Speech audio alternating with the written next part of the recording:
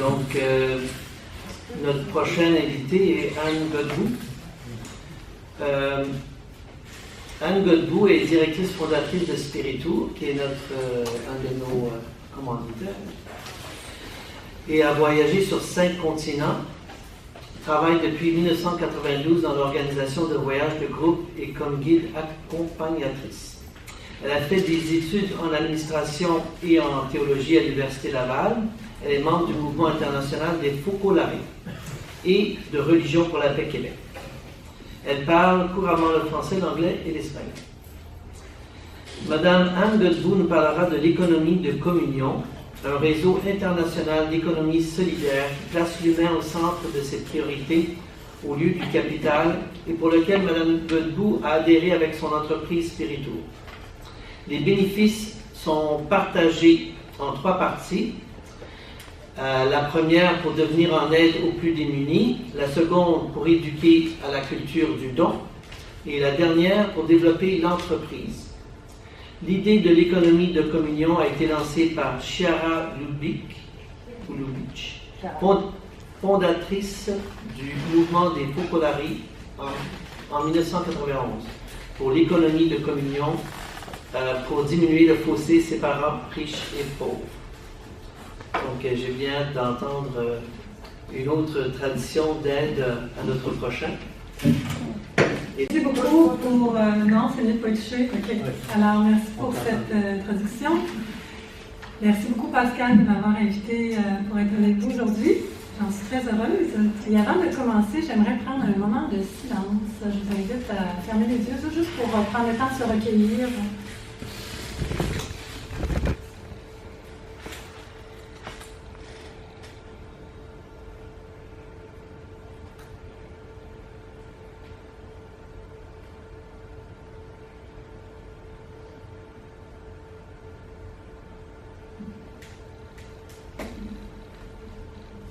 Voilà, merci beaucoup. Alors, effectivement, je suis venue vous parler aujourd'hui de l'économie de communion, que j'ai découvert avant de fonder Spiritour en 2003. Donc, j'ai découvert, en fait, oui, 1 an et demi environ, avant. Je portais déjà ce rêve de fonder... c'est un voyagiste, je ne suis pas venue pour parler de ça, mais spécialisé dans les pèlerinages et les voyages de ressourcement. Et quand j'ai entendu parler de l'économie de communion, pour moi, ça a été vraiment une révélation. Je trouvais ça tellement extraordinaire de voir des entrepreneurs qui plaçaient l'être humain au centre et non pas le profit. Des entrepreneurs qui confiaient leur entreprise à Dieu et qui laissaient de la place pour l'intervention de Dieu, pour la providence. Des entrepreneurs qui vivaient l'Évangile au quotidien dans leur travail. Et j'ai trouvé ça tellement extraordinaire. J'ai tout de suite voulu adhérer. Donc, aussitôt que j'ai fondé Spiritour, ça a été fondé sur les principes dès le début de l'économie de communion dont je viens vous parler aujourd'hui. Hein. On peut avancer, merci Guy pour ton aide technique. Et puis d'ailleurs, Guitrade, j'ai peur de l'oublier, mais Guitrade aussi est impliqué dans l'économie de communion, même avant moi, hein, avec des infos, puis il m'a beaucoup aidé dès la fondation de Spiritour. C'est vraiment dans cet esprit d'entraide, de solidarité. Il m'a aidé avec mon premier site web, il a toujours été là. Merci beaucoup, Guy, vraiment un acte exceptionnel. Ceux qui le connaissent le savent très bien. Alors, c'était précieux, je ne savais même pas qu'il serait là. Alors, quand j'ai vu que le micro, puis que, enfin, tout est bien arrangé, je vous dis, il y a vraiment un maître d'œuvre, ça c'est indéniable. Alors, qu'est-ce que c'est l'économie de communion? Donc, c'est une nouvelle vision économique, comme je vous viens de vous dire, qui place l'être humain au centre, au lieu du capital. C'est aussi un mouvement international. On peut dire que c'est proche de l'économie sociale, mais ça s'insère dans l'économie de marché. C'est ça qui est particulier. Mais c'est, oui, le but, oui, c'est de faire des profits, mais pour les partager. Hein, c'est extraordinaire. Hein?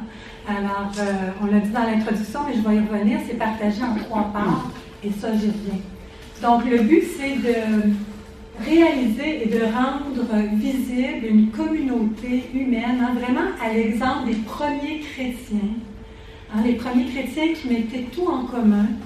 Et hein, c'est cité dans les évangiles, ils n'avaient qu'un seul cœur et qu'une seule âme, et aucun d'entre eux n'était dans le besoin. Tout le monde s'entraidait. C'est extraordinaire, hein? Ça revient à la vision aussi là, que vous nous avez partagée, Claude, là, avec les Ménonites. Hein, on ne peut pas négliger son prochain. C'est pas pensable. Là. Donc, on est tous des frères et des sœurs, tous fils et filles d'un même Dieu, et c'est important de s'entraider. Les statistiques sont effarantes. Quand on regarde les statistiques de la pauvreté, c'est vraiment... ça nous dépasse. Et puis, je pense que c'est important qu'on fasse tous notre part. Puis, si on est en affaires, ben c'est une opportunité. Hein, dans notre travail, si on génère des bénéfices, ben, c'est une opportunité justement pour les partager. Et c'est le but de l'économie de communion. Chiara Lubich a eu cette vision très claire. Et c'est un écho aussi à l'appel du pape Jean XXIII à l'époque. C'était Jean-Paul II, oui, il avait répété les paroles, je pense, de Jean XXIII, enfin, ouais, tu as raison, c'était Jean-Paul II en 91. Mais bref, c'était vraiment une réponse à cet appel et très inspiré aussi de la doctrine sociale de l'Église, bien entendu. Alors, la finalité, donc, c'est la communion, hein, c'est économie de communion pour la communion des biens, hein, parce qu'on partage les profits, mais aussi la communion entre les personnes, très, très important, et c'est indissociable. Donc, cet amour du prochain est très présent dans le don, mais aussi dans les liens qu'on crée, et ça va ensemble. OK? Alors, on continue. Donc, je vous disais, les profits sont donc partagés en 3 parts. La première part, c'est pour aider les personnes démunies. Donc, pour des besoins de base, on va voir un peu plus loin. Donc, les besoins essentiels d'abord et avant tout, comme d'avoir un toit, d'avoir des vêtements, de la scolarité, un emploi, d'aider pour l'emploi. Donc, c'est les besoins de base qui sont vus, les besoins de première nécessité. La deuxième part des profits est partagée, c'est pour, en fait, la formation à la culture du don, sans laquelle l'économie de communion ne serait pas possible. Donc, dans le fond, c'est de former les gens à cette nouvelle vision. Okay, cette nouvelle vision de l'économie de communion, mais c'est encore beaucoup plus large, c'est de former des hommes nouveaux, hein, pour reprendre Saint Paul, des hommes nouveaux qui vont être justement éclairés, hein, de l'intérieur, éclairés par la lumière divine, et qui vont justement réaliser que hein, c'est pas une utopie de donner, d'avoir des entreprises qui osent le partage. En fait, l'être humain est créé à l'image de Dieu. Hein, Dieu est amour, Dieu est don. Et c'est vraiment dans le don que l'être humain peut s'épanouir. Il y a beaucoup plus de joie à donner qu'à recevoir. Et la troisième part, donc, c'est pour développer l'entreprise, pour que l'entreprise continue de croître, pour donner encore plus d'emplois. Hein, ça, c'est aussi important. C'est pour donner des emplois, on aide les familles. Donc, tous les profits sont partagés de cette façon-là. Il n'y a pas de dividendes. Parfois, ça peut arriver si les entreprises, bon, mais idéalement, il n'y a pas de dividendes. Donc, les profits sont vraiment tout partagés de cette façon-là. Alors, l'étincelle, donc, ça a commencé en 1991, comme on l'a mentionné tout à l'heure, donc 25 ans cette année. Et rapidement, ça l'a fait boule de neige. Ça a été vraiment au Brésil, quand ils ont reçu cette suggestion de Chiara Lubich, qui a voyagé là-bas. Elle vient de l'Italie, hein, c'est la fondatrice des Focolari, un mouvement catholique qui est né en Italie. Et quand elle est allée au Brésil pour rencontrer les membres du mouvement, elle a été vraiment frappée par ce contraste. Hein, on le voit dans la photo, des super gratte-ciel avec les gros centres commerciaux, les banques, toute cette richesse au centre-ville de Sao Paulo. Et tout autour, toutes ces favelas où les gens vivent dans une misère incroyable, c'est tout entassé les uns sur les autres, ils n'ont pas tout au niveau hygiène, là, tout ce qui est nécessaire, j'ai eu la chance de voyager au Brésil, puis j'ai vu ces favelas, et il y a beaucoup, beaucoup de misère. Heureusement, il y a des favelas qui ça va mieux, qui réussissent à sortir un peu de la misère, puis d'avoir justement les services publics d'eau, d'égout, d'électricité, mais pas tous. Alors, elle a été touchée profondément, puis elle a dit, ça se peut pas. Aux yeux de Dieu, on est tous égaux. Ça ne devrait pas être comme ça. Les pauvres sont toujours écrasés.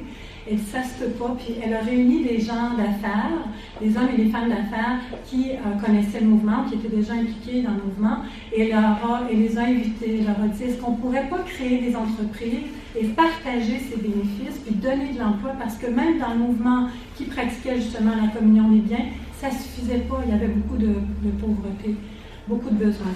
Alors, c'est comme ça qu'elle est née. Et on a une petite vidéo, si tu peux cliquer, Guy, sur le lien qu'on voit en haut, en dessous de l'étincelle, une petite vidéo qui dure 5 minutes.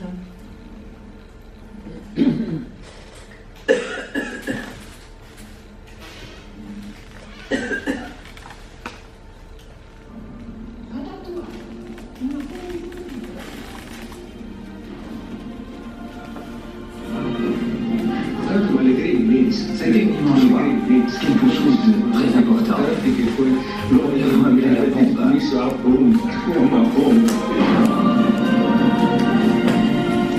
Et quand j'ai entendu cette proposition, vraiment, je me suis levé d'un bond, au sens propre, au sens figuré, parce que je me dis, cette proposition-là, elle exprime de façon claire et articulée tout ce à quoi j'aspire.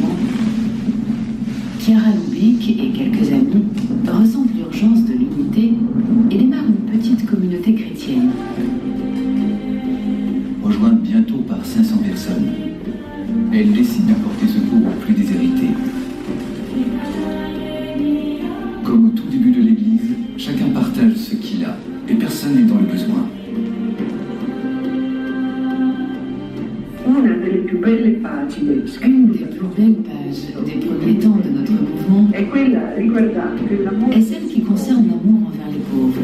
L'amour pour les plus pauvres ne manquait pas dans notre vie.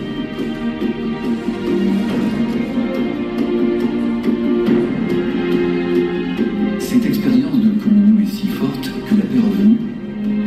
Les Focolari continuent à vivre cette culture d'unité, fondée sur le partage et la circulation des biens.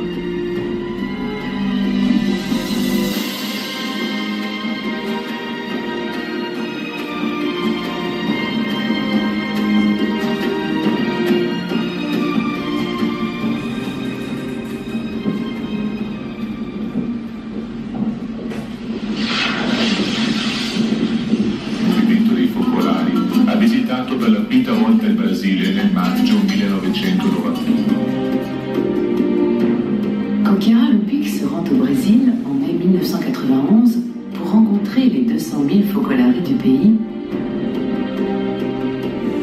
la réalité s'impose à elle crûment.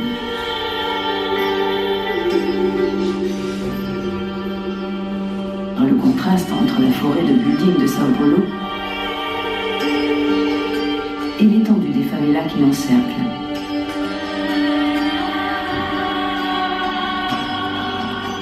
La réalité s'impose à elle en constatant que plusieurs membres du mouvement vivent dans la misère.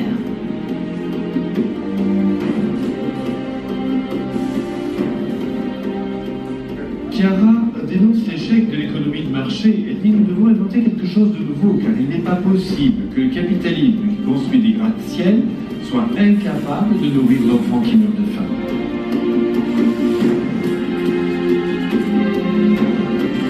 Comment accepter que dans une même famille, certains manquent de l'essentiel?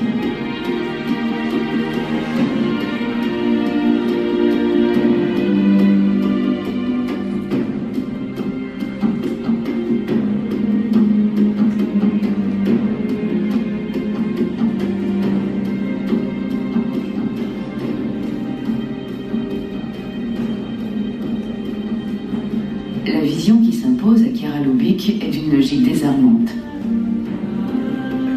Si le gâteau est trop petit pour que chacun mange à sa faim, il faut en faire un plus grand. Si le partage ne suffit pas, il faut créer davantage de richesses.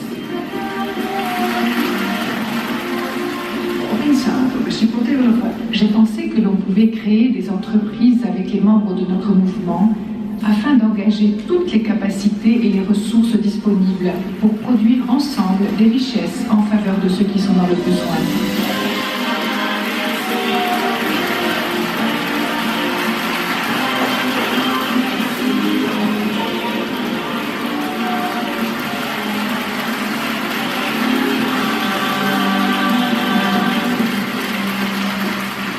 De nombreuses personnes se mobilisent.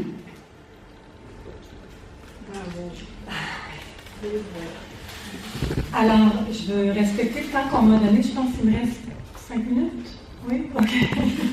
Alors, on va passer quelques chiffres. Donc, après 25 ans, on a environ 811 entreprises à travers le monde, sur tous les continents. Plus de 150 thèses qui ont été écrites sur le sujet. C'est très petit encore au Québec, mais par le monde, ça fait vraiment son chemin. De plus en plus d'universités ici commencent à soit donner des cours sur le sujet, ou au moins à accueillir des conférences sur le sujet. Pas encore au Canada, mais aux États-Unis, qui sont nos voisins, puis beaucoup en Europe. Donc, j'espère que ça s'en vient au Canada. Et voilà, j'avais après ça le rapport des profils, et je préférerais peut-être juste passer, parce que je pense je vais manquer de temps, là, donc on va passer. Aimer son prochain au travail. Donc, je vous disais, c'est vraiment quelque chose de très important. Le don, oui, mais pas juste donner comme ça aveuglément. C'est vraiment, c'est pas juste pour se donner bonne conscience, mais c'est vraiment que ceux qui bénéficient des profits sont partie prenante du projet. Ils mettent en commun leurs besoins et permettent aux gens de donner. Et ça, il ne faut pas sous-évaluer ça, il ne faut pas le prendre de haut, parce qu'ils nous permettent, hein, c'est le Christ ou c'est qui vit en chacun, c'est ce qu'on disait tout à l'heure, ou bien pour ceux d'autres fois, on croit tous à quelque part que le divin est en chacun. Hein? Je pense que c'est partagé dans plusieurs grandes traditions religieuses. Donc, il faut qu'on traite chaque prochain comme ça. Et si l'autre me donne la chance de lui donner parce qu'il me partage son besoin, bien humblement, bien l'autre, il me permet d'aimer. Donc, c'est grand. Il faut lui être reconnaissant. Donc, à quelque part, on se donne mutuellement. Hein, c'est de l'amour, c'est l'amour, c'est le mouvement de l'amour. Et souvent, ces personnes qui bénéficient, une fois qu'ils ont réussi à se mettre debout, ben, ils peuvent à leur tour donner. Et souvent, ils vont démarrer une petite entreprise aussi, ils vont être aidés, puis ça devient une communauté. Donc, il y a des liens qui se créent. C'est vraiment très, très important. Donc, ce n'est pas des dons anonymes. Et aimer son prochain au travail, c'est très important et c'est à la portée de tous. Hein, donc, on est invité, c'est le thème en plus du congrès, dans l'économie communion, à vivre ce message de l'Évangile, hein, d'aimer son prochain comme soi-même. Et donc, j'ai plein de petits exemples, mais là, il va falloir que je sois brève, mais aimer ses employés. C'est la seule anecdote que je vais donner, j'en avais pour chaque point, parce que je trouve que c'est un des plus beaux. Une anecdote, une employée qui travaillait chez moi, je vais l'appeler Laura pour garder son anonymat. Elle a vécu une grande dépression parce que son mari l'a quittée. Et ça a été très difficile pour elle. On a fait de notre mieux, moi et les autres employés, pour l'aimer, pour la supporter. Et on lui a même offert un petit week-end avec ses enfants pour aller se ressourcer. Même que plus tard, on lui a offert d'aller en Terre Sainte, vraiment pour se ressourcer, se renouveler. Il y avait une opportunité. Et quelques semaines avant de partir, elle a commencé à être très négative et très blessante même envers moi et envers d'autres. Et sa performance avait vraiment, vraiment baissé. J'étais obligée de tout revérifier derrière elle. Elle faisait des erreurs et tout. Et un jour, on a eu une grosse discussion. On s'est un peu chicané. Puis elle disait que j'étais toujours en train de la critiquer. Et puis qu'elle en avait assez que je vérifie derrière elle parce qu'elle avait eu ce sentiment-là. Et j'ai été très blessée parce qu'elle m'a même parlé d'incompatibilité. J'ai trouvé ça dur à accepter. Mais j'ai écouté jusqu'à la fin sans l'interrompre. Et tout de suite après, je suis allée dans notre petite salle de silence, une petite salle de prière, et puis j'ai présenté ça à Dieu. Et vraiment, ça me faisait une grosse souffrance, mais... Et puis, je lui ai dit, c'est vrai, juste avant de partir, que moi, je croyais toujours en elle, et que moi, je ne le voyais pas comme une incompatibilité, que je l'appréciais beaucoup, et que je croyais vraiment qu'elle devait aller en Terre Sainte. Et finalement, elle est partie, elle est revenue vraiment renouvelée, elle est revenue pleine d'espoir, pleine de joie, vraiment transformée. Elle m'a remerciée, puis elle s'est excusée de l'attitude qu'elle avait eue. Et par après, moi, j'ai fait un effort pour vraiment mettre en relief tous les aspects positifs de son travail et vraiment lui refaire confiance à nouveau avec les dossiers, d'arrêter de toujours vérifier derrière elle, mais de lui dire clairement quelles étaient mes attentes en même temps, avec une fermeté, mais avec cette confiance renouvelée. Et vraiment, elle a été transformée. Elle a peut-être fait encore quelques petites erreurs, mais elle venait tout de suite me voir pour voir quelle solution comment on pouvait corriger. Et je l'ai vue vraiment plus joyeuse et plus motivée que jamais. Donc, c'était vraiment une personne changée. Et je crois vraiment que c'est parce qu'elle a senti cet amour et qui est devenu réciproque. Et pour moi, c'est un miracle que l'amour peut opérer. Et j'en ai eu plusieurs exemples que je pourrais vous donner.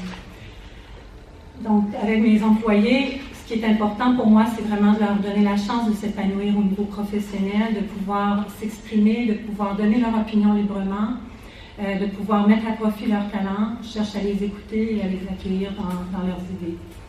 Pour aimer nos clients, je prends le temps de les écouter pour comprendre leurs besoins et leur donner les informations justes et franches. J'encourage les employés à faire de même, contrairement à des entreprises qui calculent le temps des appels et imposent des limites. Moi, je leur dis, vous les écoutez, ils ont besoin de ça. Pour aimer nos fournisseurs, je règle mes comptes à temps, je suis transparente, je donne l'heure juste. Et plusieurs sont devenus des amis ou enfin des gens très proches avec qui j'ai créé des très beaux liens. Puis pour aimer nos compétiteurs, je garde ma langue de toute malveillance et parfois je leur confie des clients. J'aurais une belle anecdote aussi à raconter, mais je pourrais le faire en privé. Mais une belle réconciliation avec un ancien collaborateur qui est devenu un peu compétiteur et comment ça s'est déchiré entre nous, puis plus tard on a réussi à se réconcilier. Voilà, j'essaie de transmettre l'art d'aimer, la culture du don aux employés, aux clients, aux accompagnateurs. Et de plus en plus régulièrement, nous avons aussi des activités à l'intérieur de nos voyages, visiter des orphelinats ou une école primaire ou un hôpital pour enfants et invitons les voyageurs à apporter des dons en vêtements ou matériel scolaire pour vraiment bâtir la civilisation de l'amour. Alors, on passe à la prochaine. Bâtir la civilisation de l'amour, pour moi, c'est très important. C'est une invitation de Jean-Paul II. Ça prend de l'humilité, beaucoup d'humilité, comme vous avez vu dans mon petite anecdote. C'est pas toujours facile. Ça prend beaucoup la prière aussi. Moi, je crois que sans la prière, on ne peut pas y arriver. Ça prend le pardon, c'est le ciment de l'amour. Et vraiment, le pardon fait des miracles. Donc, c'est très, très important. Ça aussi, j'aurais une anecdote. Et puis, l'associé invisible, il ne nous fait jamais défaut.